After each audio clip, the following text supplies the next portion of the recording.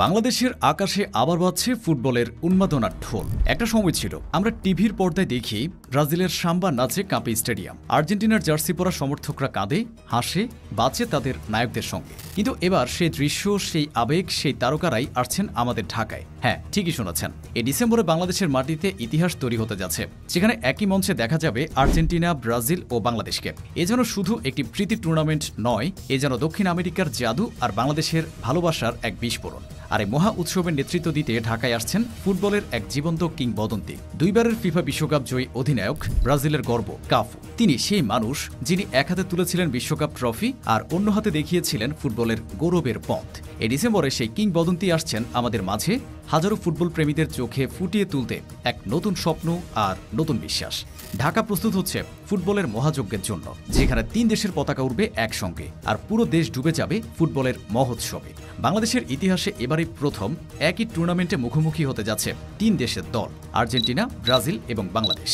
এই মহাযজ্ঞের আয়োজন করছে AF boxing promotion international limited, যারা আগে আন্তর্জাতিক বক্সিং ইভেন্ট আয়োজন করে সারা ফেলেছিল।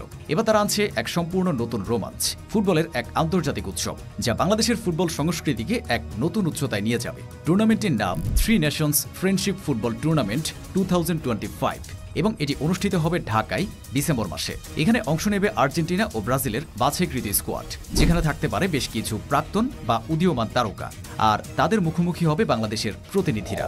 এবার আসি মূল আকর্ষণে। কাফু 1994 আর 2002 সালের বিশ্বকাপ জয়ী ব্রাজিল দলের অধিনায়ক, একজন ফুটবল লিজেন্ড, যিনি খেলেছেন রোমা, এসি মিলান, সাও পাউলোর মতো দলে। তার নামই যথেষ্ট দর্শকদের মাঠে টানার জন্য।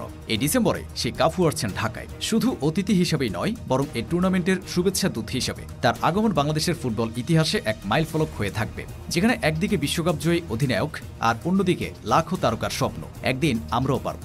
কাফুর উপস্থিতি শুধু একটি ইভেন্ট নয়, এটি হবে বাংলাদেশের ফুটবল প্রেমীদের জন্য এক অনুপ্রেরণা, কারণ এই প্রথমবার এক বিশ্বকাপ জয়ী অধিনায়ক পা রাখছেন বাংলাদেশের মাঠে।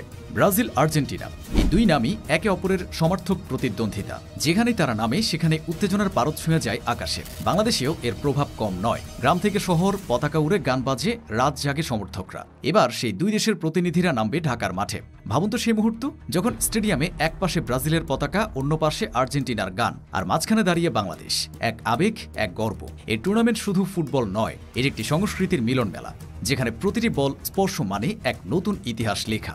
AF boxing promotion international limited জানিয়েছে, ইভেন্টটি হবে একদম আন্তর্জাতিক মানের আয়োজনে। ঢাকার মাঠ প্রস্তুত করা হচ্ছে আধুনিক প্রযুক্তিতে, যাতে দর্শকরা পান আসল ওয়ার্ল্ড ম্যাচ এক্সপিরিয়েন্স। আয়োজকরা আরও জানিয়েছেন, টিকিট বিক্রির পাশাপাশি থাকবে লাইভ সম্প্রচার ব্যবস্থা, যাতে দেশের বাইরেও লাখো ফুটবল প্রেমীরা এই মুহূর্ত উপভোগ করতে পারেন। এছাড়া কাফুর আগমন উপলক্ষে হবে একটি বিশেষ গালা ইভেন্ট, যেখানে থাকবেন বাংলাদেশের ক্রীড়া তারকারাও।